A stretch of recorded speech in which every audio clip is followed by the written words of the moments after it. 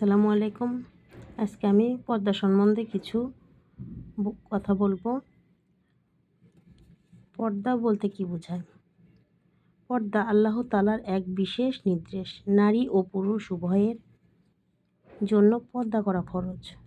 এর সুফল ইহকাল ও পরকালে পাওয়া যাবে।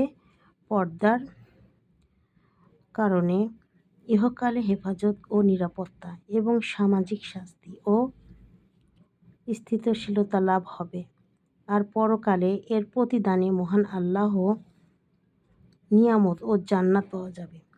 পক্ষান্তরে বেপরদার জন্য ইহকালেও বেইজ্জতির কুফল এবং পরকালেও জাহান্নামের শাস্তি ভোগ করতে হবে।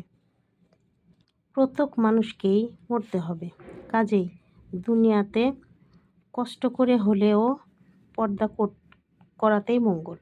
আল্লাহ পাক বলেন, মহিলারা যেন বড় চাদরের ঘোমটা দ্বারা তাদের চেহারা আবৃত করে রাখে।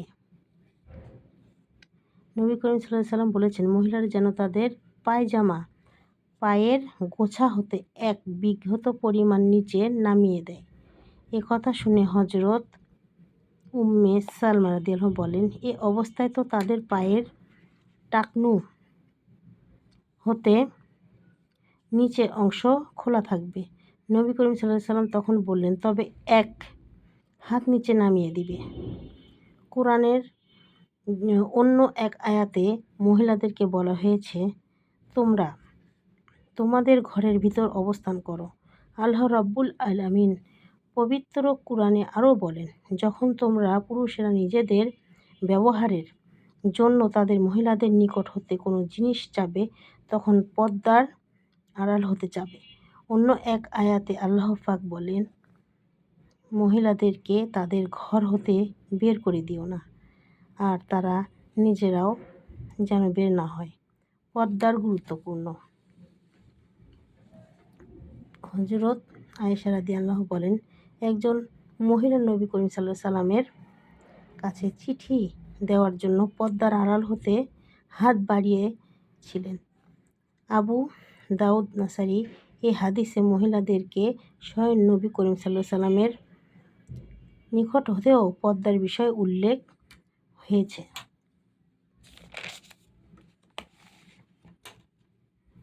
আবু সাঈদ খুদরি রাদিয়াল্লাহু হতে বর্ণিত আছে যে, সদ্য বিবাহ একজন সাহাবী করিম সাল্লাল্লাহু আলাইহি ওয়াসাল্লামের নিকট হতে বাড়ি ফিরে লক্ষ্য করলেন যে তার স্ত্রী ঘরের দরজার মাঝখানে দাঁড়িয়ে রয়েছে।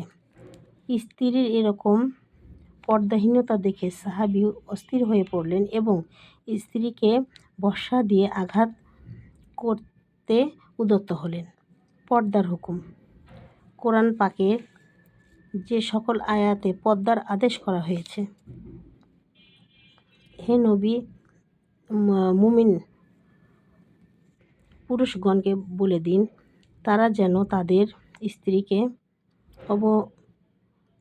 অবনমিত রাখে এবং যৌন পবিত্রতা রক্ষা করে চলে। এটাই তাদের জন্য। তেমনিভাবে মুমিন নারীগণকেও বলে দিন, তারা যেন তাদের দৃষ্টি সৌন্দর্য প্রদর্শন না করে এবং শুধু ওই সৌন্দর্য ব্যতীত যা সাধারণত প্রকাশিত করে, এবং তারা যেন স্ত্রী ও বুকের ওপর আবরণ বা চাদর টেনে ঢেকে দেয়। তারা যেন সৌন্দর্য প্রদর্শন না করে অন্য কারোর নিকট। এই সকল ব্যতীত যথা স্বামী, পিতা, শ্বশুর, পুত্র, তাতপুত্র, ভ্রাতুপুত্র, ভাগিনা, আপন স্ত্রীলোকগণ, স্ত্রী ও ক্রীতদাস নারীর প্রতি স্পর্শহীন এবং ওই বালক যারা নারীর গোপনীয় বিষয় সম্পর্কে অবহিত হয়নি, তাদের আদেশ করুন যে তারা যেন পথ চলার সময় এমন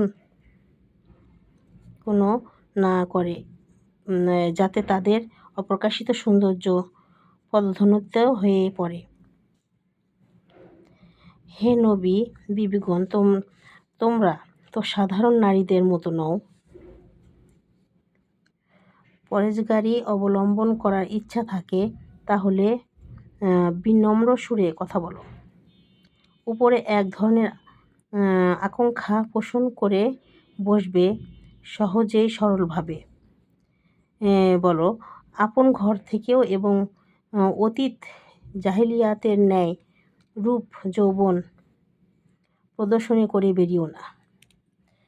আসলে মহিলাদের অনেক কঠিন পর্দার হুকুম করা হয়েছে, আমরা সেটা আসলে করতে পারি না। আল্লাহ সবাইকে যেন পর্দা করার মতো তৌফিক দান করে, আমিন।